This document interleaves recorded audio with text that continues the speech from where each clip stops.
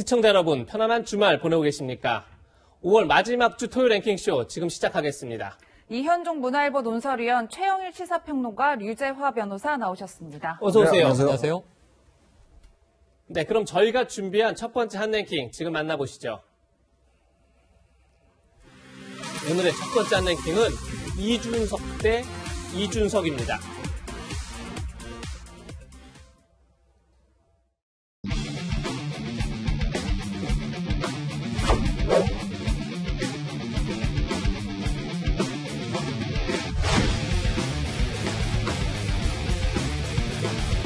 정치가 젊어지고 더 개혁해야 된다는 큰 명제 하에서 이런 결과가 나왔다 봅니다.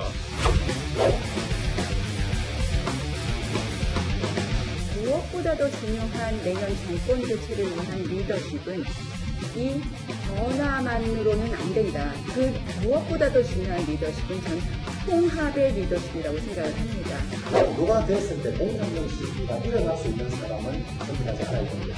상처를 주거나 위험한 변화는 큰 선거를 바꾸고 조심할 필요가 있다. 어제 발표된 국민의힘 당대표 예비경선에서 정치권 전체가 깜짝 놀라는 대이변이 일어났습니다. 오늘 한국일보는 일면에서 이런 제목을 달았습니다. 서프라이즈. 이준석과 서프라이즈를 합친 말일 텐데요. 일단 어제 예비경선 결과 함께 살펴보겠습니다. 이준석 후보가 일반 국민 51%, 당원 31% 지지를 받아서 합계 41%의 지지로 1등을 했습니다. 나경원 후보가 29%, 주호영 15%, 홍문표, 조경태 후보가 각각 5%, 4%의 지지를 얻어서 5명 예비경선에 포함됐는데요. 이현종 의원님, 네.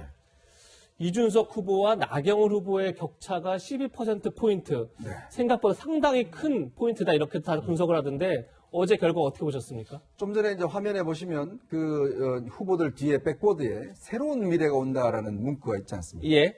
진짜 현실이 된 것 같습니다.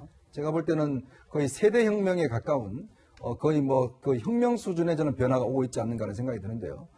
왜냐하면 이 보수 야당에서 이렇게 예를 들어 30대 후보가 대표 경선에서 1등을 한다? 이거는 뭐 상상도 못했고요. 또 있을 수도 없는 일이었습니다. 그동안.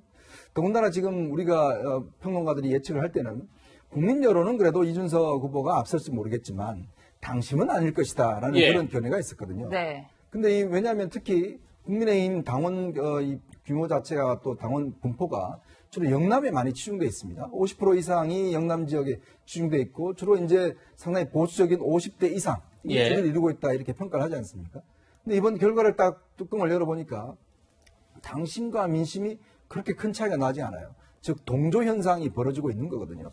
예. 네, 좀 이제 보시면 당원 여론조사도 큰 차이가 없었다는 그렇습니다. 말씀이시죠? 한번 네. 설명을 해주시죠. 예. 그러니까 당원 원래 이제 2개 여론조사 기관에서 이제 국민 민심을 조사를 했고요. 예. 또 당원들을 상대로 해서 이제 여론조사를 한 것인데 네. 국민 여론조사 같은 경우는 이제 원래 국민의힘 말고 민주당 지지자들은 뺐습니다. 예. 빼고 난 다음에 이제 카운팅을 한 것이고요. 당원 쪽도 마찬가지로 이제 저렇게 조사를 한 것인데 지금 나경원 후보하고 당심 같은 경우는 1%포인트밖에 차이가 나지 않습니다. 나경원 후보가 32%, 이준석 후보가 31%네요. 그렇습니다. 이게 또 보면 주호영 후보 같은 경우는 이분 같은 경우는 좀 영남을 기반하고 있지 않습니까? 그렇죠. 예. 그럼에도 불구하고 이렇게 이준석 후보와 차이가 나는 거거든요. 그러니까 이거는 뭔가 하면 결국 이 20대, 30대들이 정말 이 지금의 현재 상황에 대해서 급격한 변화를 요구를 하고 있다는 걸 반증해 주는 것이고 더불어서 이 50대나 60대도 마찬가지지만 뭔가 야당이 변하지 않으면 정권 교체를 할 수 없다라는 절박감 이게 이제 상당히 작용을 한 것 같아요. 결국 이 세대 변화는 결국 지금 1대 4 지금 보면 4명의 후보의 선수를 합하면 18선입니다. 예. 근데 이준석 후보는 0선이에요. 예. 그러니까 18대 0의 지금 대결로 벌어지고 있는 거거든요. 네. 그런데 결과를 놓고 보면 지금 이준석 후보가 치고 나가는 게 이 상승세를 잡을 수 없는데 좀 전에 우리가 이 타이틀로 이준석 대 이준석이라고 이야기했지 않습니까? 그렇죠. 지금부터는 이준석과 다른 후보의 대결이 아니라 이준석 후보가 앞으로 이제 4차례 토론 등등에서 얼마나 실수를 안 하는가 또 얼마나 실망감을 주지 않는가 바로 자기와의 싸움에서 결론이 나지 않을까 저는 그런 예상을 해봅니다. 네. 앞선 예비 경선 과정에서 이준석, 나경원, 주호영 세 후보 사이의 신경전도 상당했는데요. 그 목소리 먼저 들어보시겠습니다. 중진 의원들이 네거티브라는 방식으로 제가 여론조사 1위를 달리고 있다 보니까 은혜하려는 것 같은데 제가 보기 민망합니다. 언젠가 심판하겠다는 이 악감이 우리 당 내부로부터 나오는 것에 대해서 당의 일원으로서 상당함을 느낍니다. 정말 섬뜩하고 깜짝 놀랐습니다. 그러나 모든 이승민계를 포함한 모든 우리 소중한 당원들과 함께 야권 단일 후보를 만들기 위한 행보를 뚜벅뚜벅 하겠습니다. 네, 평론가님, 앞서서 이제 이준석 후보 자신과의 싸움이 될 것이다라고 평론을 해주셨는데 또 많은 언론들은 전당대회까지 중진 후보들의 단일화가 큰 변수가 될 수 있다 이렇게 평가하는 분들도 많이 계세요. 그렇습니다. 네, 지금 이 이례적인 게 뭐냐면 그래도 이 신진 후보들이 몇 명 올라가겠지. 김웅 초선 의원이나 김은혜 초선 의원이나 다 좀 이제 손꼽아졌었는데 뚜껑을 열어보고 빅3는 예상대로 됐는데 예. 그 외에는 약간 이변이었어요. 모두 다 중진이 올라간 겁니다. 홍문표 의원, 조경태 의원. 그러다 보니까 지금 어떻게 됐냐면 신진은 그냥 올인한 거죠. 한 사람으로. 그래서 민심이든 당심이든 가져갈 만큼 가져간 겁니다. 확장성을 봐야 되고. 그럼 중진 표는 갈려 있는 거예요, 지금. 근데 지금 계산상으로만 보면 수학적인 얘기지만 홍문표 의원과 조경태 의원이 만약에 가정을 했을 때 사퇴하고 특정 후보를 지지한다. 예. 그게 주호영 후보다. 혹은 나경원 후보다. 합쳐도 이준석을 못 잡습니다. 유일하게 잡을 수 있는 방법은 나경원과 주호영이 합치는 방법밖에 없거든요. 예. 근데 이게 가능하겠는가? 그 예비 경선 예. 결과를 바탕으로 한 예비 추정인 거죠. 경선에서 예. 숫자만 놓고 기계적으로 분석을 했을 때. 예. 네. 왜냐하면 이제 본경선은 또 어떻게 바뀔지 모르죠. 그렇죠. 바람이. 근데 지금의 이제 구도만 놓고 본다면 자, 중진은 단일화를 해야 이길 가능성이 높아지는데 예의주시해 볼 대목은 주호영 후보와 나경원 후보가 단일화할 수 있겠는가? 굉장히 중요한 변수로 떠오른 것 같습니다. 네. 네, 신진 대 중진 구도가 명확해진 만큼 앞으로 설전이 상당할 텐데요. 이준석 후보 절대 밀리지 않고 있습니다. 오히려 중진들 향해 저격 멘트를 날리고 있는데요. 어떤 발언들인지 한번 들어보시죠. 본선에서 제가 1등 한다고 생각하고 있습니다. 우선이 중진 대 신진 구도로 된 것에 대해서 중진분들은 저한테 10만 원씩 내셔야 됩니다. 안 그랬으면 영남 대 비영남 이런 구도로 지금 기사가 나가고 있을 거 아닙니까? 아하. 제가 구도를 재편한 것에 대해 가지고 예. 인정을 해주셔야 될 것 같고 지금 이렇게 당대표 연령대가 딱 2살, 30살씩 떨어져 버리면은 가운데 끼인 분들이 좀 불안할 수 있다는 걸 제가 인정하고요. 네, 이준석 후보는 중진들을 향해서 탐욕스러운 선배들이다 이렇게까지 비판하고 있는데요. 류지아 변호사님, 예. 이런 중진 대 신진의 대립 구도 자체가 오히려 이준석 후보를 키워주는 결과를 낳고 있다 이런 분석도 나와요. 어떻게 예. 보고 계십니까? 저는 그런 분석에 전적으로 동의합니다. 이전에 한 두 가지 정도 사례가 있었어요. 예. 첫 번째는 그 주호영 후보가 이준석 후보를 향해서 에베레스트를 등산하려면 동네 뒷산만 오른 경험 가지고는 안 된다라는 식으로 이제 본인의 어떤 경륜을 강조했거든요. 예. 거기에 대해서 이준석 후보가 바로 맞받아쳤어요. 아니 주 후보께서는 803만 5번 오르시지 않았습니까? 그러니까 영남 지역에서 내리 5선을 한 것을 꼬집은 것이죠. 803이 대구에 있죠. 대구에 있죠. 예.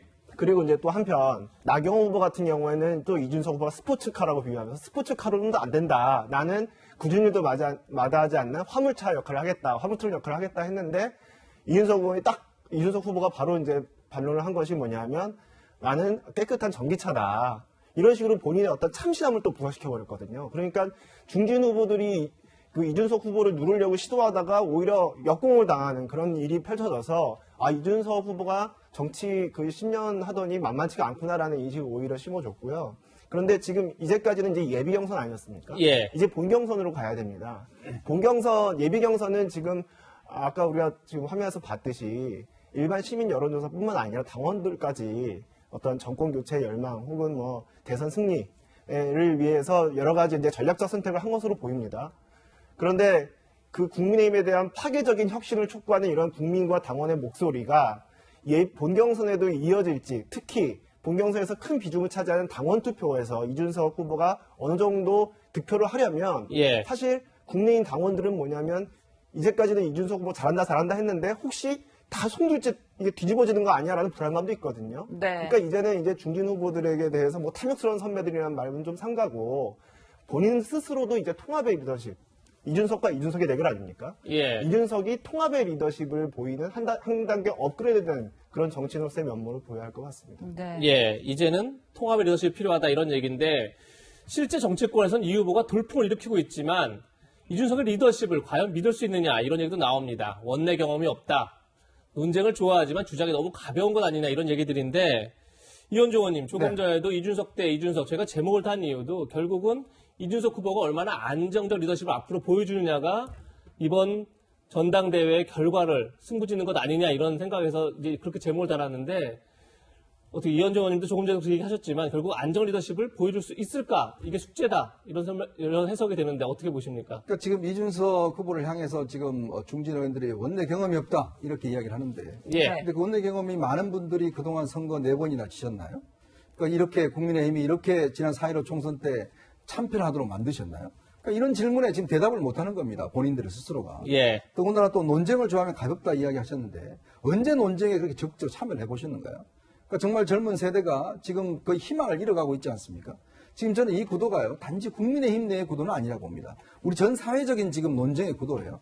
지금 20, 30대가 지금 주장하는 게 뭐냐면 당신들 50대 리더들이 기본적으로 우리를 위해서 뭘 했는가라는 걸 묻고 있는 거거든요. 당신들은 좋은 직장 얻고 집 가지고 집값 엄청나게 상승시켜 놔놓고 우리에게 일자리를 마련해 줬냐? 지금 이런 것들을 질문하고 있는 거거든요. 그런 어떤 불만과 어떤 항의가 결국 이준석 후보를 향해서 결집되고 있는 현상이다. 저는 그렇게 보고 그것에 대한 질문을 던지는 겁니다. 즉 당신들이 그동안 정치의 주도 세력이라고 그러고 3선, 4선, 5선 하면서 우리 사회를 어떻게 바꿔놨느냐, 뭘 했냐에 대한 질문을 하는 것이고 그 답변을 해야 되는데 문제는 지금 중진들은 불안해. 당신들은 불안해. 당신은 원내 경험이 없어. 이렇게만 눌러버리면 네. 이건 오히려 더 사실상 이준석 후보를 향해서 결집시키는 효과를 얻을 수밖에 없습니다. 지금 제가 볼 때는 이 나경원 후보나 이 조영 후보가 그 이야기를 들어야 돼요. 맞다, 당신 이야기가.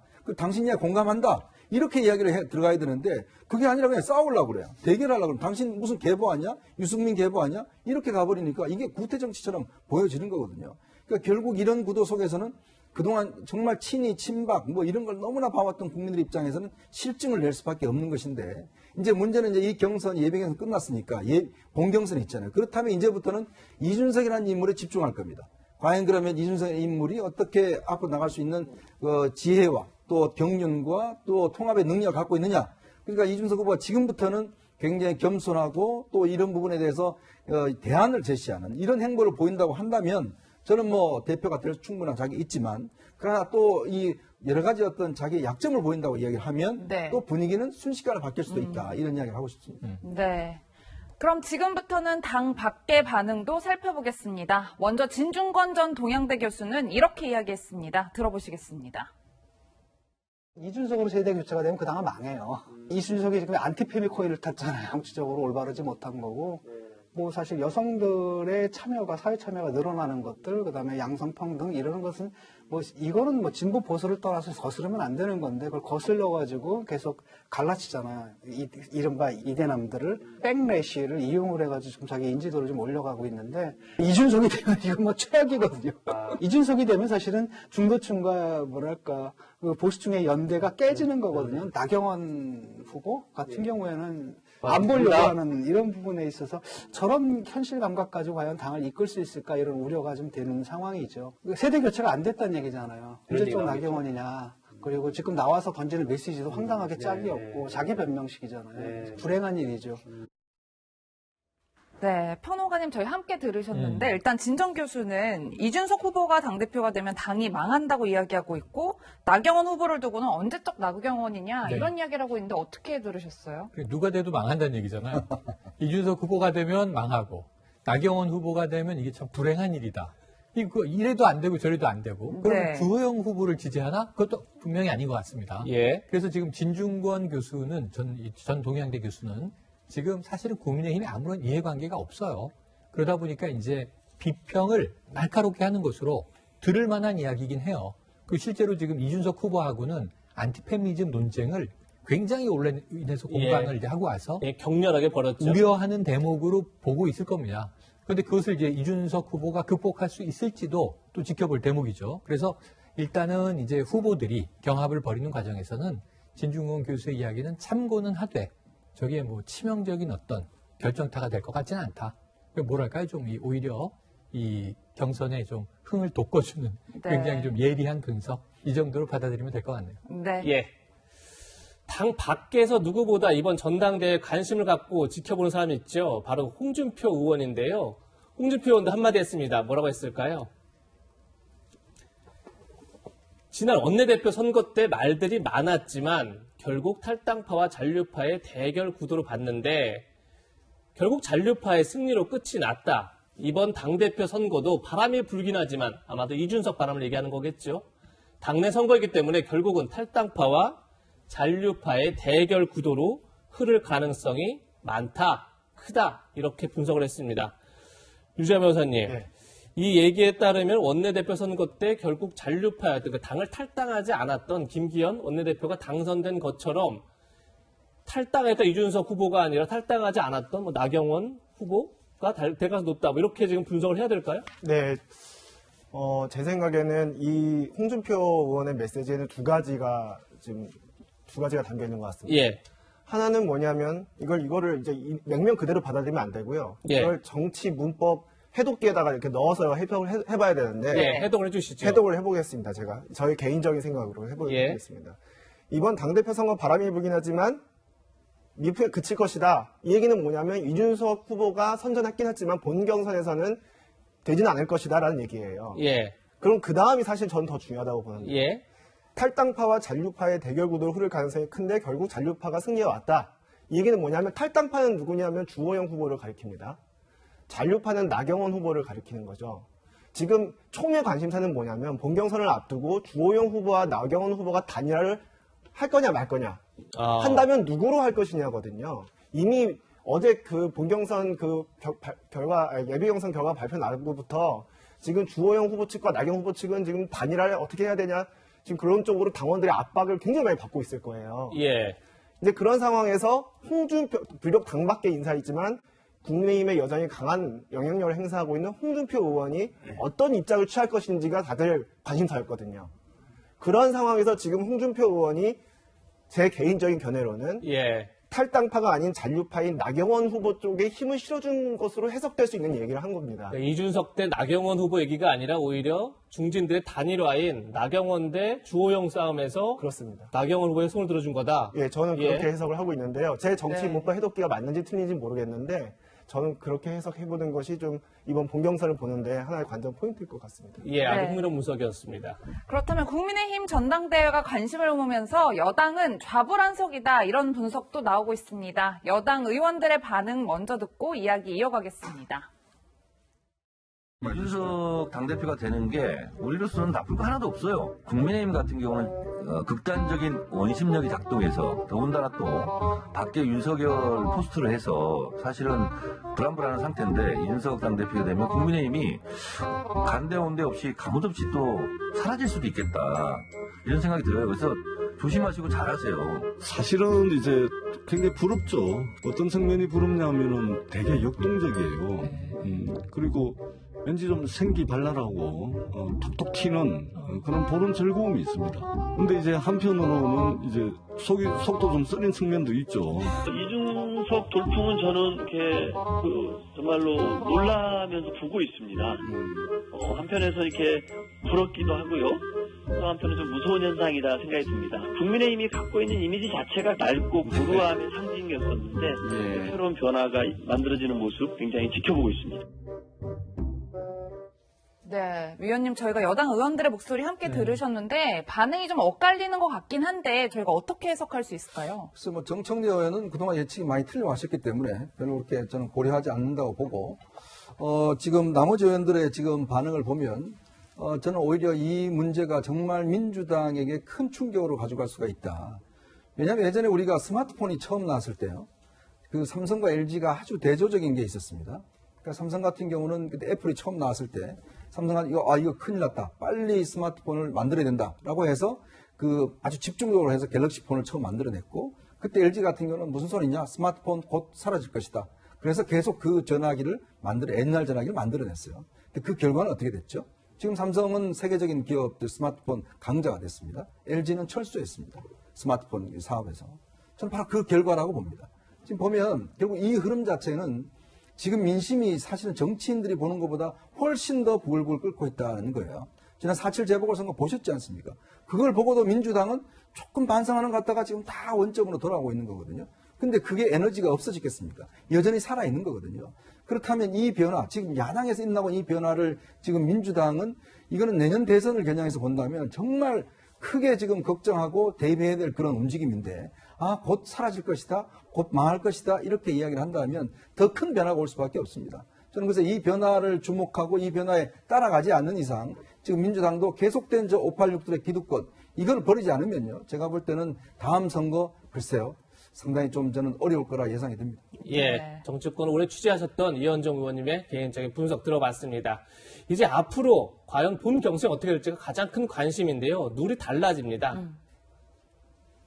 예비 경선은 국민 50%, 당원 50% 이렇게 했었는데 본 경선은 국민 30%, 당원 70%인데 더 중요한 건 비율이 아니라 예비 경선은 당원 50%를 2,000명 여론조사로 했지만 본 경선에서는 32만 명이 모바일 투표를 통해서 선거인단으로 참여를 한다는 점입니다.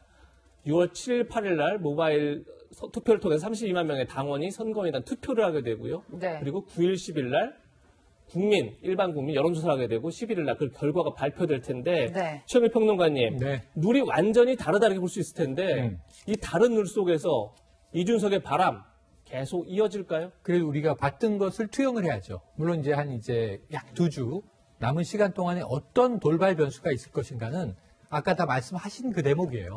이준석 후보가 혹시 어떤 자책골을 넣지 않겠는가, 혹은 더 신뢰를 이끌어낼 것인가. 저는 지금 나경원 후보와 이 주호영 후보가 너무 좀 절박한 것이 걱정이 돼요. 왜냐하면 경륜 있는 분들이 젊은이를 이렇게 리드하는 모습을 보여줘야 되는데, 예. 뭐 이렇게 음모론이다 이렇게 찍어 누르려고 하면은 이게 원래 좀 경륜이 많은 분들이 더 없어 보일 수 있거든요. 그래서 이런 부분은 조금 전략을 바꿔보시는 게 어떨까라고 2주 동안 권고를 드리고 싶고, 지금 이제 이 예비 경선 내용을 그대로 투입을 하면, 자, 국민 여론조사는 이준석 후보가 압도적으로 가져갈 가능성이 높다. 근데 당심은 숫자는 많아지긴 하지만 우리가 그냥 확률적, 통계적으로 적용을 하면 나눠 갖는다라는 거거든요, 지금. 우선은 이준석 후보와 나경원 후보가 팽팽하게 나눠 갖는다. 그 다음에 이제 주호영 후보가 조직력을 발동해서 마지막에 조금 더 약진할 수는 있겠죠. 그런데 셋이 나눠 갖고 국민 여론은 이준석에게 쏠린다면 사실은 반반의 가능성으로, 아까 중진이 단일화한다면 파괴적인 변수가 나올 수 있다는 전제 하에, 예. 중진이 될 것이냐 한 50%, 이준석이 될 것이냐 50%. 그럼 이 정도의 지금 진단은 이미 이준석 후보가 리드하고 있다고 봐야 하는 것 아닌가. 예. 그럼 이제 중진들은 어떤 방법으로 이걸 따라잡을까인데 절박하시면 안 되고요. 그리고 단일화도 좀 빨리 보기 좋게 하시는 게 좋을 것 같습니다. 네. 네. 이번 전당대회에서 36살 이준석 후보가 당대표가 된다면 헌정사상 처음으로 30대가 유력 정당의 당대표가 되는 건데요. 과연 이준석의 서프라이즈 계속 이어질지 지켜보겠습니다. 다음은 여권 소식입니다. 두 번째 한 랭킹 만나보시죠. 다시 조국의 시간. 조국 전 법무부 장관이 이른바 조국 사태를 정리하고 자신의 심정을 써내려간 회고록을 사흘 뒤인 다음 달 1일 출간할 예정입니다. 이를 두고 여권 내부의 속내가 복잡한 듯 보입니다. 먼저 조국 전 장관 일부 내용을 공개했는데 어떤 내용인지 살펴보시죠. 출간을 앞둔 조국의 시간에 담긴 내용인데요. 가족의 피해, 펜을 찍어 써내려가는 심정으로 글을 썼다, 이렇게 밝히고 있습니다. 윤석열 전 검찰총장 현직에 있을 때부터 수구 보수 진영의 가장 강력한 대권 후보였다. 기소된 혐의에 대해서는 최종 판결 나면 승복하겠다. 이런 내용이 담겼다고 지금 알려주고 있습니다. 조국 전 법무부 장관은 오늘 이런 내용의 글을 올리기도 했습니다. 조국의 시간은 자서전이 아니라 회고록이다. 제1생을 서술한 책이 아니라 민정수석과 법무부 장관 시절을 돌이켜 생각하면서 지은 책이다. 이렇게 밝히고 있는데요. 조국 전 장관의 회고록 출간을 두고 정치권에서는 대선 9개월을 남겨놓고 다시 조국 정국이 펼쳐지는 것 아니냐, 이런 전망이 나오고 있습니다. 이현정 의원님. 네. 조국 전 장관에 대한 찬반으로 국민이 다시 갈라진 것 아니냐 이런 우려도 나오는데 네. 어떻게 보고 계십니까? 지금 이제 본인이 자서전이 아니라 회고록이라고 이야기를 했잖아요. 네. 자서전은 이제 어떤 인생의 마무리되는 시점에 이제 자기 인생을 돌아보면서 이제 쓰는 것이고, 이제 회고록을 쓰셨다고 그랬는데, 그러니까 법무장관과 민정수석을 거치고 난 다음에, 근데 회고록이란 것도요, 어떤 상황들이 좀 일단락이 된 다음에 그 전적인 상황들을 평가하며 쓰는 게 저는 회고록이 알고 있습니다. 근데 지금 조국 전 장관과 관련해서 가장 지금 중요한 거는 지금 재판이 진행되고 있다는 거 아니겠습니까?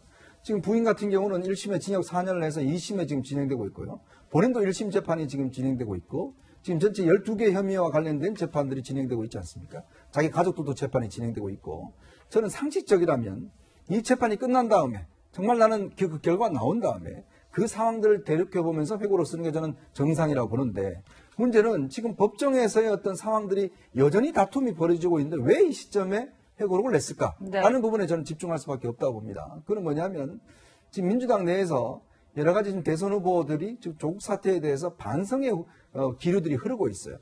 알겠지만 지금 뭐 이낙연 전 대표 같은 경우는 자기의 책에도 이런 이야기를 썼었고요. 뭐 딱 명시적으로 조국이라는 이야기는 쓰지는 않았지만 지금 당내에서도 우리가 내로남불은 정말 사과해야 된다라고 이야기를 하고 있고, 이제 그런 분위기가 지금 흐르고 있다는 거 아니겠습니까? 즉 이제 여권 핵심 지지층에서 자신을 좀 이제 결별하려고 하는 게 아닌가에 대한 불안감, 저는 그게 있는 것 같고요. 또 하나는 지금 내년 대선을 겨냥하는 측면이 저는 있는 것 같습니다. 지금 추미애 장관이나 열린민주당은 여전히 지금 조국 전 장관을 내세워서 뭔가 정치적인 결집을 하려고 하는 시점 아니겠습니까? 그렇다면 그 결집에 또 한 번의 불씨를 던지는 것이죠. 그래서 정치적으로 결집을 해서 어떤 면에서 보면 정치적 이득을 누리겠다는 것인데, 저는 단순히 지금의 상황을 그냥 회고하는 상황, 그런 여유로운 상황이 아니라고 봅니다. 조국 전 장관한테는. 치열한 법정 다툼이 지금 예상되어 있는 시점에 왜 이런 책을 냈을까? 제가 그런 해석을 해봅니다. 네. 그렇다면 여당의 대선 주자들은 조 전 장관의 회고록 출간을 두고 이런 반응을 내놓고 있습니다. 함께 보시겠습니다. 이낙연 전 대표는 SNS에 그간의 일을 어떻게 떠올리고 어떻게 집필하셨을지 헤아리기도 쉽지 않다. 참으로 가슴 아프고 미안하다라는 글을 남겼고, 정세균 전 총리는 조국의 시간은 역사의 고갯길이다. 부디 조국의 시간이 법의 이름으로 당당하게 그 진실이 밝혀지길 바란다. 이런 취지의 글을 올렸는데요. 네, 그런데 이낙연 전 대표 최근 자신이 출간한 책에서 는 이런 이야기를 했습니다. 부모 찬스를 비판해 일각에서는 조 전 장관을 겨냥한 것 아니냐 이런 분석도 나왔는데요. 이 전 대표 어제 이에 대해 입장을 밝혔습니다. 함께 들어보시겠습니다. 책 내용 중에 논문의 제1저자 등재나 특정 계층 학생만이 부모 찬스를 이용해 인턴을 하는 조건은 입시제도 자체가 불공평한 것. 이 부분은 이른바 이제 조국 사태를 우회적으로 비판하는 그런 것이 아니죠. 이명박 정부 시대에 그 제도를 도입했어요. 그 제도 자체가 불평등한 제도였다 이것이죠. 조국 장관이 등장하기 훨씬 전 이명박 정부 시대에 도입된 제도의 잘못을 지적합니다. 네, 변호사님, 저희가 이낙연 전 대표 SNS 글도 받고 라디오 인터뷰도 같이 들었는데 어떻게 해석하셨어요? 왜 이렇게 전 정권 탓을 하시는지 모르겠어요. 입시제도가 불공정하다고 한다면 예전에 LH 전 정권 탓하는 거 잠깐 말씀드렸는데 LH 사건 때도 이명박 박근혜 정권 탓을 했거든요. 그런데 이번 입시제도 조국 그 사태 문제에서도 이명박 정부 시절에 이런 불공정 입시제도가 들어왔기 때문에 그렇다. 만약에 그게 사실이라면 그 현 정부 들여서 그 불공정한 입시제도 바꾸기 위해서 그 국무총리로서 뭐 하셨습니까? 이제까지 하신 게 없는데 이제 와서 이 입시제도의 불공정성 운운하는 것은 결국 조국 전 장관의 어떤 사건을 이렇게 덮어주기 위한 것이 아니냐는 그런 의문을 지우기가 어렵고요. 그리고 설사 그 입시 제도가 불공정하다고 합시다. 그런데 그 불공정한 입시 제도에 맞춰서 열심히 자기 경력 쌓고 어디 가서 조금만 인턴이라도 한번 해보려고 하고 하는 일반 시민들은 그런 얘기 들으면 정말 화납니다. 지금 조국 전 장관의 경우에는 배우자가 정영신 교수가 1심에서 징역 4년, 사문서 위조, 업무방해 등 입시 비리가 다 유죄로 판단됐거든요. 그런데 어떻게 그걸 덮을 수 있겠어요? 그래서 저런 발언은 그냥 일반 시민들의 그냥 분노를 더 크게 만들 뿐이라는 거 말씀드리고 싶습니다. 네, 유지아 변호사의 개인적인 의견까지 들어봤습니다. 한편 친조국 인사를 꼽히는 정청래 의원은 본인의 소셜미디어에 아주 의미심장한 글을 올렸습니다. 땀은 나를 위해 흘리고 눈물은 이웃을 위해 흘리고 피는 조국을 위하여 흘려라. 이런 걸 올렸습니다. 물론 여기서의 조국은 이중적 의미가 다 있겠죠. 조국 전 장관뿐이 아니라 국가를 위해서 흘려라. 이런 의미도 있을 텐데 여기에 조국 전 장관이 의원님의 위로와 격려 늘 감사하다 이런 댓글을 달았고요. 대댓글이라고 하죠. 다시 댓글을 정청래의원이 달았는데 조국 견뎌주셔서 감사하다 이런 댓글을 달기도 했습니다. 최현일 평론가님. 네. 사실 민주당 내에서 재보궐선거 참패 네네. 이후에 굉장히 조국 사태에서 반성하는 그런 얘기가 많이 나오긴 했었는데 그렇죠. 저 회고록을 기점으로 해서 분위기가 바뀌고 있는 것 아니냐 이런 전망도 나와요. 어떻게 제가 보기에는 보십니까? 170여 명의 의원들이 다 똑같지는 않습니다. 예. 송영길 대표 지도부는 분명히 재보선 패배를 인식하고 청년들과 만나면 2030 청년들이 지금 조국 사태에 대해서 내로남불이다라고 직접 비판하고 있거든요. 그거 듣고 많이 반성하고 있다 이런 얘기 하고 있습니다. 네. 그러니까 아까 이낙연 전 대표의 책의 내용도 조국이라고 찝진 않았지만 이 기득권에 대한 문제는 민주당도 자유롭지 않은 거 아니냐는 해석도 나왔었어요. 근데 문제는 이 책의 파괴력, 조국의 시간의 파괴력이 아마 민주당 내에 조국 연대를 조금 강화하긴 할 것이다. 네. 아까 이제 이현종 의원님이 분석해 주신 맥락으로 일부 기류가 흘러갈 가능성은 있는데 예. 제일 중요한 건 이게 내년 대선을 앞두고 민주당의 대세가 될 것이냐 하면 그렇지는 않을 것 같아요. 오히려 이 내부에서 조국 전 장관도 기자회견 때 사과를 했다. 나 자신조차도 무슨 민주투사처럼 이미지가 형성돼 왔지만 사실은 기득권에 안주했던 일원이라는 거 반성한다. 젊은 세대들에게 미안하다. 반성은 여러 차례 하고 있어요. 근데 이제 인간적으로 가족이 이렇게 먼지털이식 수사를 당한 것은 부당했던 것인가, 합당했던 것인가. 그래서 이 책에서 핵심 내용이 이건 것 같아요. 내가 무슨 정권 비리의 타겟은 아니지 않느냐. 가족 비리는 될 수 있지만 예. 나를 너무나 윤석열 당시 검찰총장이 권력 비리의 어떤 이 아이콘으로 만들어 버렸다라는 불만이 가득 담겨 있을 것 같은데 한번 일단은 이제 이 다음 주에 책이 나오니까 읽어보고 분석을 좀 해봐야 될 것 같습니다. 네. 과거 민주당이 이른바 조국 사태에 대해 반성하고 몸을 낮췄던 모습도 보고 이야기 이어가겠습니다.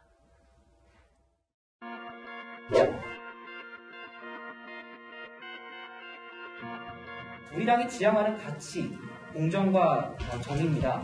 그리고 저희가 뿌리를 의심받았던 조국 사태를 비롯한 여러 가지 내로남불적인 사태, 새롭게 태어난 민주당의 대표로서 어떻게 매듭을 지으시겠습니까?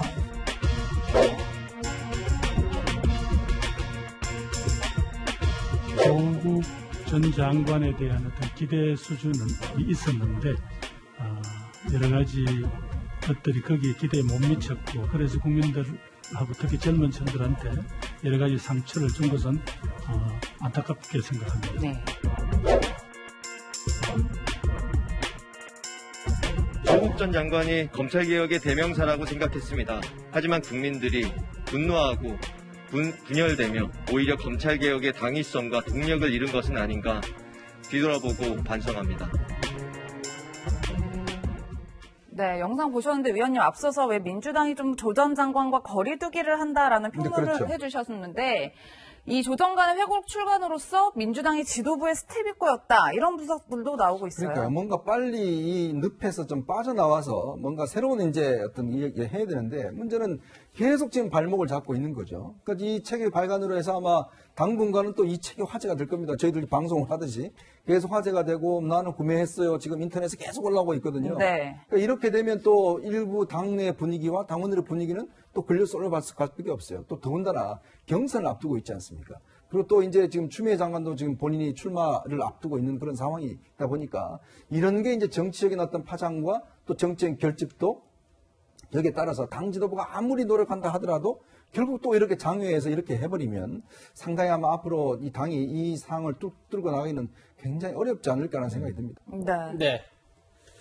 여권의 대선 주자 중 한 명으로 꾸준히 거론되고 있는 추미애 전 법무부 장관도 조국 전 장관 사태에 대해서 언급했는데요. 함께 들어보시죠. 그동안 한 1년을 너무 많은 지탄과 욕을 듣고 그랬던 것 같아요. 마음의 상처투성이 었던 것 같아요. 그래서 좀 제가 저를 위로하는 힐링의 시간이 좀 필요했고요. 보궐선거에 개혁을 계속하겠습니다 하는 얘기를 안 하더라고요. 그래서 제가 도와드릴 방법이 없더라고요. 그러니까 측면 지원 외에는 이런 검찰개혁 이런 얘기, 언론개혁 이런 얘기 하면은 표가 달아난다고 생각하고 있구나 해서 조금 우울했어요. 그런데 선거 딱 지고 나니까 평가를 조국 탓이다, 추미애 탓이다, 뭐 이렇게 이상한 방향으로 끌고 가길래 요 며칠 전까지 심하게 그 우울증 비슷하게 좀 알았어요, 좀. 네, 추미애 전 장관은 재보궐선거 참패 원인을 자신과 조국 전 장관에게 돌리는 민주당의 섭섭함을 표현하기도 했는데, 그러면서 검찰 개혁에 저항하는 윤석열 항명 사태가 맞다. 그러니까 조국 사태가 아니라 윤석열 항명 사태다. 이렇게 이제 주장을 했고요. 또 조국 전 법무부 장관이 아닌 윤석열 전 검찰총장으로부터 빚어진 일이다. 이렇게 지적하기도 했습니다. 유재 변호사님. 네. 결국 조국 사태는 조국 전 장관이 만든 사태가 아니라 윤석열 전 검찰총장이 항명, 결국 정권에 대항하기 위해서 만들어낸 사건이다라는 게 지금 추미애 전 장관의 주장 같아요. 네. 어떻게 보십니까? 전혀 동의할 수 없는 분석이죠. 일단 추미애 전 장관은 항명, 명령, 복종 이런 걸 참 좋아하시는 것 같아요.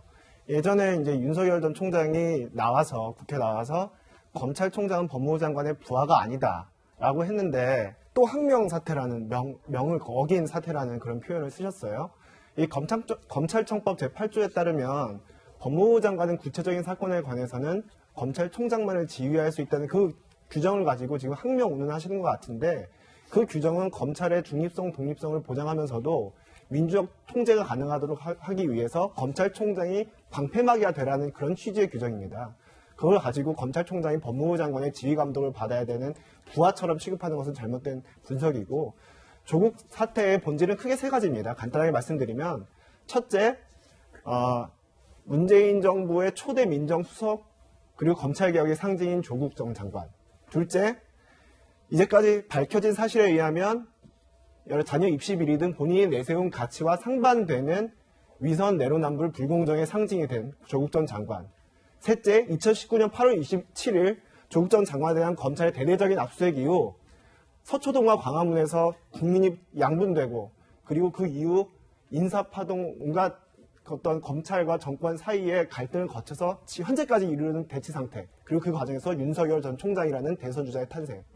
저는 이게 조국 사태의 본질이라고 생각하고요. 단순히 윤석열 전 총장의 항명 사태라고 이렇게 비하하는 것은 저는 뭐 동의할 수 없는 분석입니다. 네. 유재 변호사의 개인적인 의견 들어봤습니다. 네, 평론가님 저희 앞서서 왜 조 전 장관 회고록이 일부 공개됐다고 말씀을 드렸는데, 저도 좀 살펴봤는데 윤석열 전 검찰총장에 대해 비판하는 내용이 좀 눈에 띄더라고요. 그렇겠죠. 내용을 좀 그래픽으로 준비해봤는데 내용이 요즘 이래요. 윤석열은 영웅에서 반영웅으로, 공무원에서 정치인으로 변신했다. 이런 내용이 들어있는데 굉장히 눈에 띄는데, 일각, 그러니까 국민의힘에서는 이게 회고록이 아니라 법정 다툼으로 해결을 해야 될 문제다. 이렇게 지적을 하고 있는 것 같아요. 저는 사건 자체는 그게 맞다고 봅니다.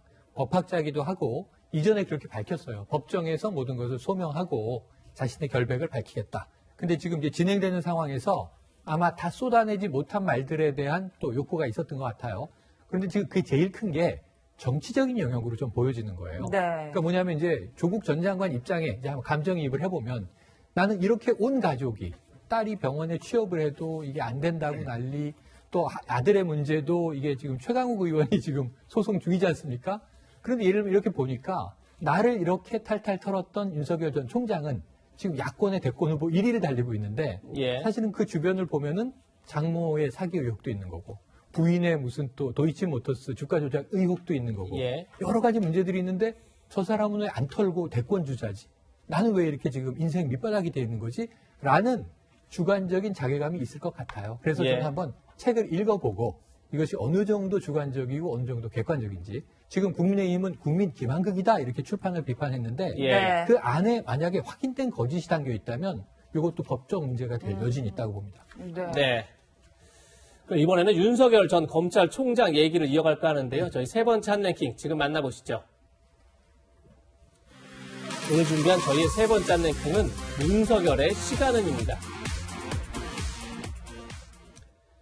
야권의 유력 대권 주자로 거론되고 있는 윤석열 전 검찰총장, 이번엔 청년 IT 스타트업 업체를 찾았습니다. 어떤 얘기를 나눴을까요? 지난 24일입니다. 강남구 공유 오피스를 찾았는데 거기서 김재석 나인 코퍼레이션 공동대표, 이범규 팀 스파르타 대표 등을 만나서 컴퓨터 프로그래밍 능력, 4차 산업, IT 업계 현안, 그리고 2030 세대 관심사 등 다양한 토론을 했다. 이렇게 지금 알려지고 있습니다.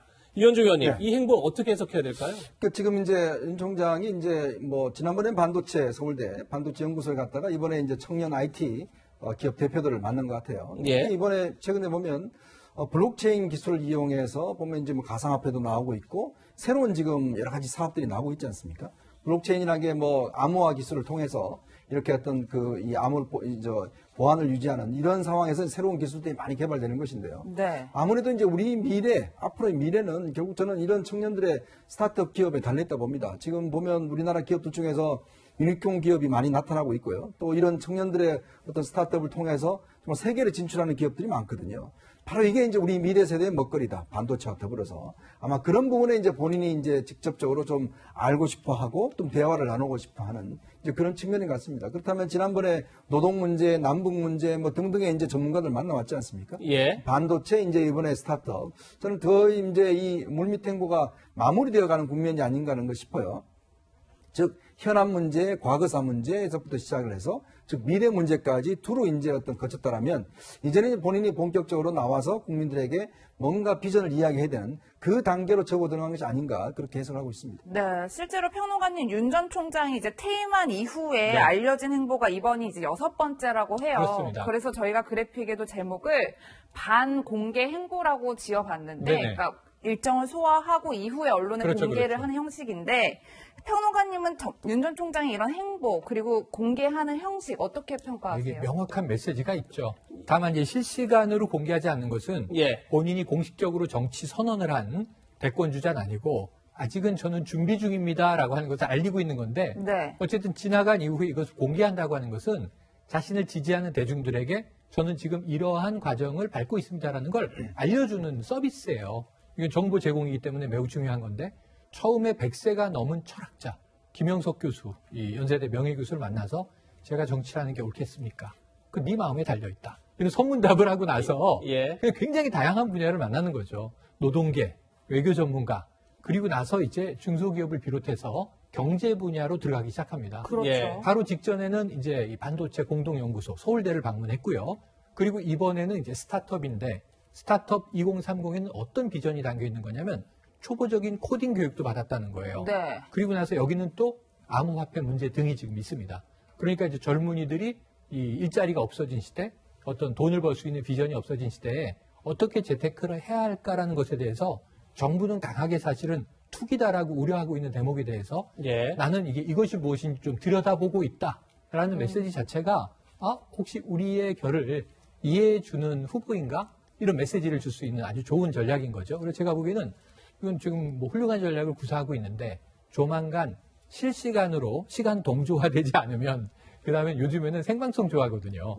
녹화 방송 안 좋아하거든요. 그러니까 앞으로 이제 조만간 빨리 나오셔야 될 것 같습니다. 네.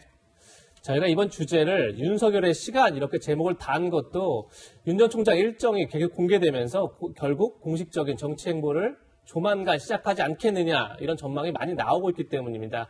소위 등판 시점을 두고 여러 이야기가 나오고 있는데요. 세 가지 전망이 나오고 있습니다. 한번 보시죠. 첫 번째는 6월 11일 국민의힘 전당대회 이후 등판하지 않겠느냐 이런 전망이 나옵니다. 6월 11일은 공교롭게도 윤 전 총장이 검찰총장을 퇴임한 지 딱 100일째 되는 날입니다. 그리고 7월 12일 대통령 선거 예비후보 등록 시점에 나오지 않겠느냐 이런 전망도 나오고요. 그게 아니면 국민의힘 대선 후보 경선이 시작되는 8, 9월쯤 등판할 것이다 이런 얘기도 나옵니다.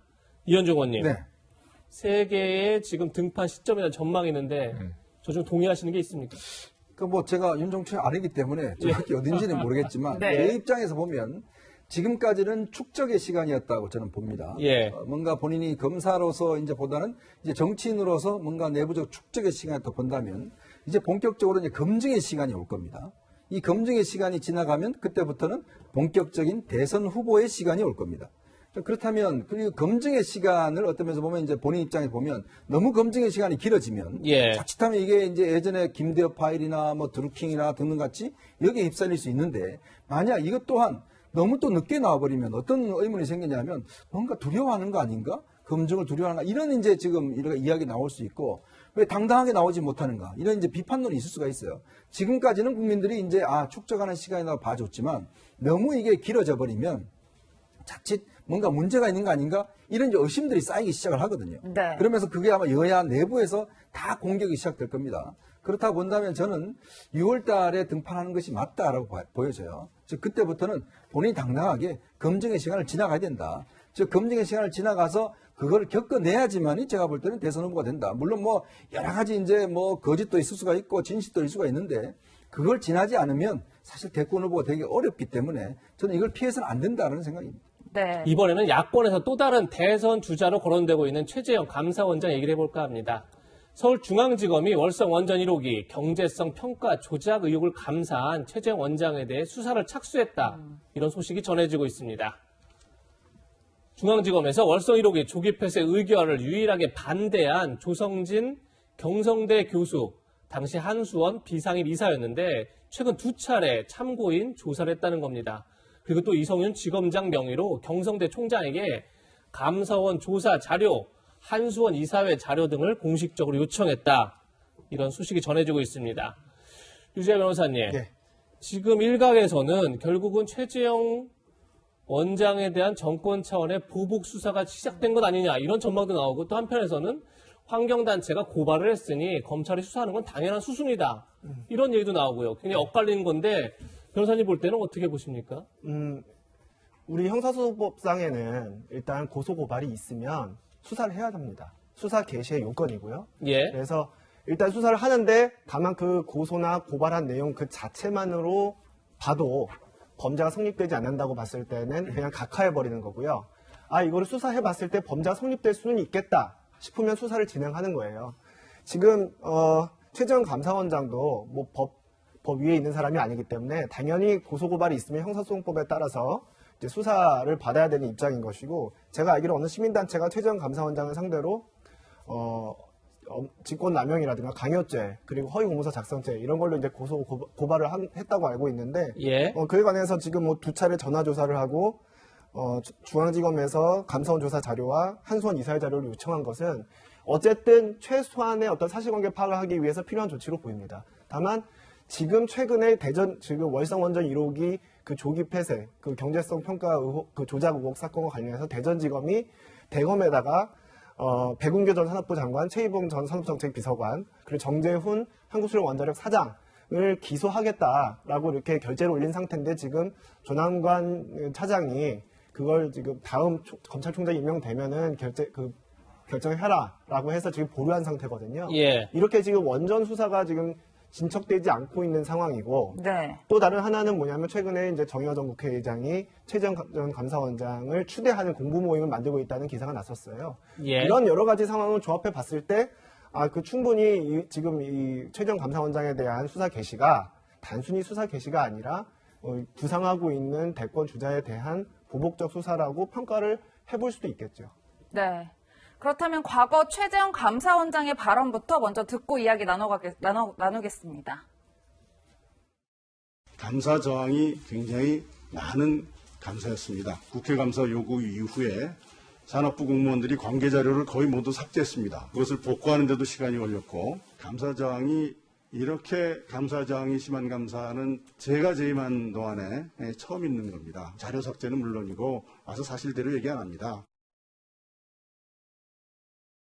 네, 위원님 이제 종합을 해보면 최재형 원장은 이렇게 저항이 심했던 감사는 처음이다라는 입장이고 환경단체는 최 원장이 원하는 감사 결과를 얻기 위해서 직권을 남용했다 이렇게 맞부딪히고 있는 건데 위원님께서는 어떻게 보셨어요? 그래서 이게 환경단체 고발장을 제가 보질 않아서 뭐 강압이 있었다 뭐 이런 이야기인 것 같은데 과연 얼마나 객관적인 증거가 있었는지 모르겠어요. 근데 지금 이거를 형사부가 아닌 공공수사부에서 하고 있거든요. 예. 예전에 이제 공안부입니다. 그것 또한 좀 저는 의심스럽고요.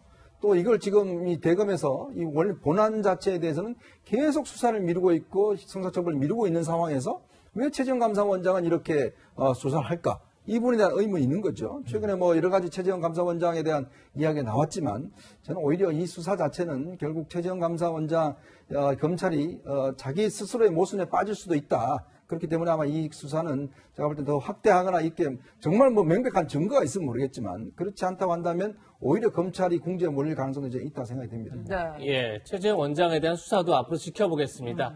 이현종 의원관 여기서 인사드리겠습니다. 고맙습니다. 그럼 저희가 준비한 네 번째 핫랭킹 지금 만나보시죠.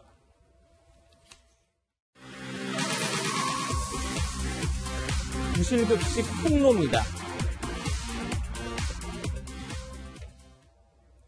군부대 장병들의 부실한 급식 실태가 소셜미디어를 통해 연일 폭로되고 있는데요. 정치권에서는 앞다퉈 현장 점검에 나서고 있습니다.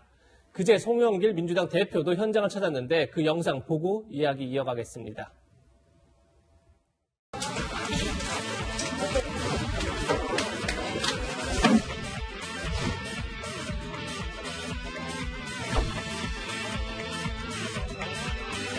우리 어떤 특별히 만든 거 아니죠? 아닙니다. 진짜로 배식을 하는 거잖아요. 네네, 그식으로. 이 일부러 이렇게 많이 그런 건 아니고. 요만큼 가져가라, 그런 의미로.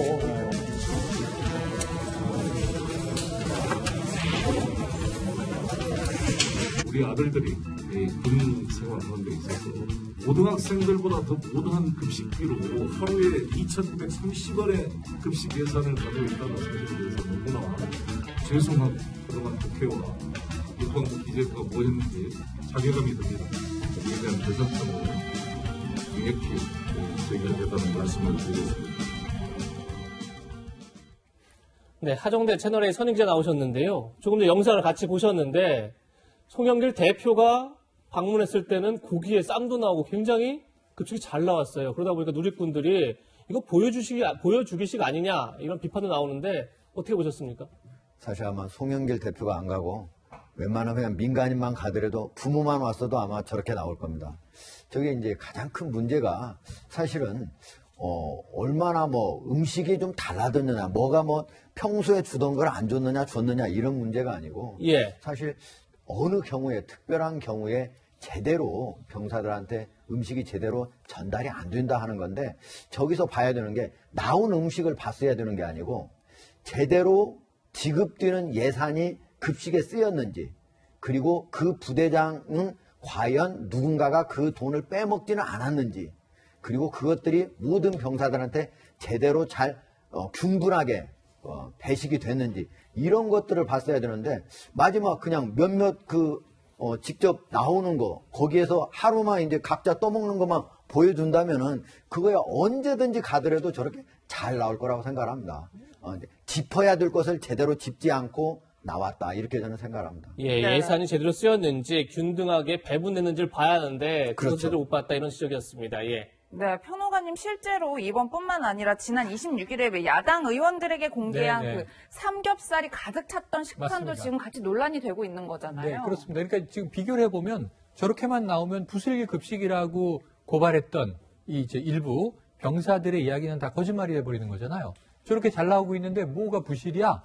누리꾼들의 이야기를 좀 경청하셔요. 누리꾼들이 야 국회의원 가니까 상다리가 부러지네. 네. 사단잔 세일에도 저렇게는 못 먹겠다.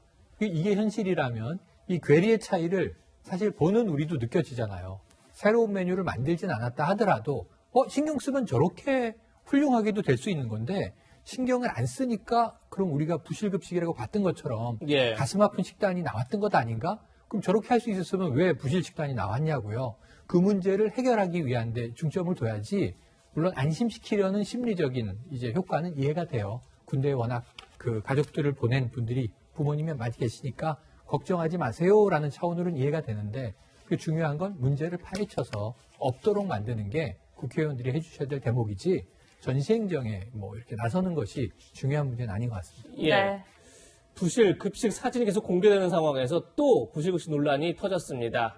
SNS에 올라온 제보 사진이 논란이 되고 있는 건데요.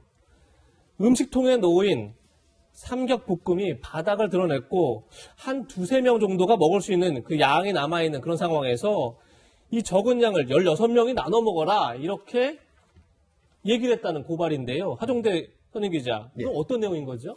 저게 이제 부산, 울산 지역을 하는 53사단에 있는 그 병사가 올린 글인데요. 예. 원래 22명의 부대원이 있었습니다. 예. 6명이 먼저 이제 근무를 하러 가야 되니까 6명이 먼저 먹었어요. 나머지 이제 16명이 나눠 먹어야 되는데 아마도 제가 보기에는 그 6명이 아무래도 저 제육볶음을 집중적으로 많이 드신 것 같아요. 그러니까 어떻게 보면은 급식 그 배분하는 데 있어 실패를 한 거죠. 네. 아마 처음부터 뭐 저렇게 적은 분량을 22명이 다 나눠 먹어라 이렇게 하지는 않은 것 같은데 가장 중요한 게 사실은 각자가 고르게 이걸 먹을 수 있도록 균분 배분하는 게 매우 중요한 거죠. 예. 저기 부대장이 사실은 제대로 지휘 감독을 잘 못했다 이렇게 볼 수 있습니다. 네. 네. 이 문제를 두고 이재명 경기도지사도 관련 글을 올렸는데요. 그 내용도 한번 같이 보면서 얘기하겠습니다. 이재명 지사는 아직도 이러고 있다니 안타깝고 한심하다. 조금 전에 하정대 선임 기자도 같은 지적을 했는데 원인이 예산 부족의 무관심인 건지 아니면 예상 유용 범죄 둘 중 하나일 텐데 후자일 가능성이 크다. 어느 쪽에도 문제가 심각하다. 이런 글을 올린 겁니다. 유재 변호사님, 지금 조금 전에 하정대 선임 기자도 과연 지급된 예산이 제대로 쓰였는지를 봐야 한다. 이렇게 지적을 했는데 지금 이재명 지사도 거의 같은 얘기를 하고 있는 것 같아요. 예, 저도 동의합니다. 군대 갔는데 그 밥 못 먹으면 그것만큼 서러운 게 또 없잖아요. 네. 그런데 지금 게다가 이제 우리 그 병사들의 사기와 관련된 문제고요. 근데 가능성은 세 가지인 것 같아요. 첫 번째, 예산이 모자랐다. 예. 두 번째, 예산은 모자라지 않은데 유용됐다. 유용됐다. 셋째, 예산도 모자라지 않고 유용되지도 않은데 급식 배분을 잘못했다. 배분의 문제다. 예, 그건 방금 하정대 기자님께서 말씀하셨듯이. 예. 네, 그런 가능성들이 있는데 어느 경우든 사실 심각한 문제예요. 네. 병사 밥 먹는 문제 가지고 이렇게 서럽게 하는 건 정말 심각한 문제고. 그래서 지금 이재명 지사의 지적은 타당하고요. 이거는 누가 징계를 받더라도 징계를 좀 받아야 되는 문제뿐만 아니라 잘못하면 범죄가 될 수도 있는 거기 때문에 수사도 지금 필요해 보입니다. 최근에 그 4.7 보선 이후에 2030 그 민심을 잡기 위해서 이제 민주당에서 2030 이대남이라고 하죠. 남성들에 대해서 이제 어필하기 위해서 여러 가지 정책들을 내놓고 있습니다. 병역 보상 방안 같은 걸 여야 가리지 않고 내놓고 있는데요. 지금 그걸 하기 전에 지금 일단 밥부터 제대로 줘야 됩니다. 네. 너무 서럽거든요. 네. 가장 최근에 사병으로 군대에 다녀왔던 유치하 변호사, 수사까지 필요한 문제다 이렇게 강하게 질책을 했습니다. 네, 부실급식 논란의 국방부는 급식비를 올리겠다면서 부랴부랴 대책을 내놓고 있습니다. 현재 장병들에게 제공되는 한 끼 식사 평균 단가는 2,930원이라고 하는데요. 그런데 이 금액으로 직접 재료를 구입해 요리한 유튜브 영상이 화제가 되고 있습니다. 군인 한 끼니 급식비가 2,930원입니다. 그래서 1인 한 끼니 2,930원으로 정확한 그람수로 3인분을 만들어 보려고 합니다. 여기 앞에 놓여있는 재료들은 정확히 올해 1월에 나온 군대 조식 메뉴입니다. 메뉴는 쇠고기 미역국, 햄 슬라이스 야채볶음, 그리고 김치, 락김, 밥 이렇게입니다. 우선은 쇠고기 미역국에 들어가는 이 쇠고기 같은 경우에는 제가 오늘 한우 국거리로 해서 사와봤는데요. 이건 1인분당 15g씩 해서 총 45g입니다. 이 한우 국거리는 1인분 기준 15g당 627원.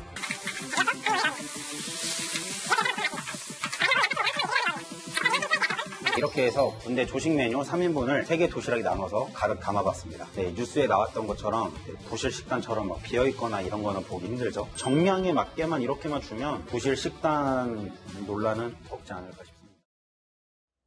네, 하 기자님 영상에서 본 이 남성분이 실제로 취사병 출신이라고 하는데 이분 말씀대로라면 정상적인 식사가 가능할 것도 같고 또 제 생각엔 임대료 부담도 없고 또 재료도 대량으로 구매할 수 있어서 재료비 부담도 좀 덜하기 때문에 또 고급 식사가 나올 수 있지 않을까 이런 생각도 드는데요. 예, 제가 그래서 한번 한국 이제 그 외식업 중앙회 한번 물어봤습니다. 과연 음식을 만들 때 비용은 그럼 얼마나 들 것인가? 대개 만약에 비용이 100이 든다면요. 인건비가 가장 많은 40%를 차지하고 그다음에 임대료가 20% 그리고 적어도 거기에서 약 수익, 자기의 수익 한 10에서 20% 이렇게 드는데 그러면 재료비는 한 30% 이 안팎에서 이루어진다고 합니다. 예. 그러니까 1인당 한 끼에 지금 우리 군인들, 병사들의 비용을 2,930원으로 해놓는다면요.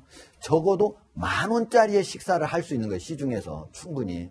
그러니까 저게 다 대부분 재료비거든요. 뭐 운송비도 안 들고 인건비도 안 들고 임대료도 안 들고 뭐 물, 전기비 아무것도 안 드는 거 아니겠습니까? 말 그대로 식재료만 사와가지고 하면 되는 거 아니겠습니까? 예. 그러니까 저거 자체 지금 뭐 내년에는 뭐 11,000원까지 늘리겠다. 이렇게 얘기를 이제, 국회에서 얘기를 하는데, 정당에서 얘기하고 하는데, 저걸 늘리는 게 중요한 게 아니고, 저것이 제대로 쓰였는지, 어디에서 저 돈이 센 건 아닌지, 그리고 또 실제로 제대로 된 음식을 모든 사람들한테 제대로 분분해서 잘 그게 배급이 되는 건지, 이런 걸 확인하는 게 중요하지, 지금 뭐 급식 비용이 적게 든다? 그걸 가지고 뭐 올리는 게 그 중요한 거예요. 그것도 당연히 올리기는 올려야죠. 그렇지만은 그게 더 중요한 건 아니다. 왜? 군인들한테 급식은 전체적으로 대량 인원을 급식해 주기 때문에 단가도 싸게 할 수 있고 저 금액으로도 얼마든지 일반인이 먹는 그 음식 못지않게 좋은 음식을 먹일 수 있는 그런 금액이라고 얘기할 수 있습니다.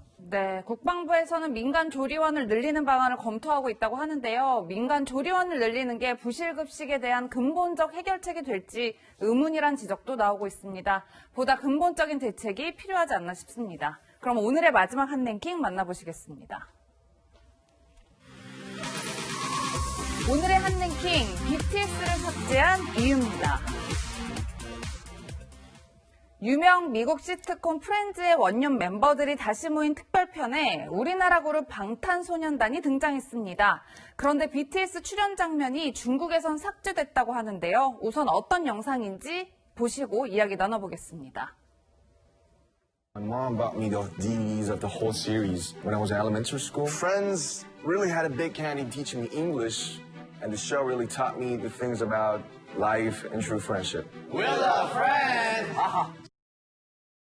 네, 평론가님 원래 특별편에 이렇게 인터뷰 형식으로 아마 BTS 영상이 실렸던 모양인데 중국에선 이 장면이 삭제됐다고 하더라고요. 네, 프렌즈는 뭐 일단은 거의 레전드급 시트콤입니다. 저도 너무 좋아했고요. 근데 지금은 이제 시간이 꽤 오래돼서 출연진들이 나이가 많이 들었어요. 그렇겠죠. 그때는 청춘 남녀였는데 이제 중년이 됐습니다. 그런데 특별판이 만들어지면서 프렌드가 얼마나 많은 사람에게 영향을 줬는지를 BTS가 나와서 저렇게 인터뷰를 넣은 거예요. 네. 근데 이게 1시간 44분짜리 분량인데 이게 중국에서 상영이 될 때는 1시간 37분으로 한 7분 정도가 날아갔어요. 네. 그 중에 대표적으로 BTS가 저렇게 멋진 인터뷰라는 장면을 삭제하고 방영했다.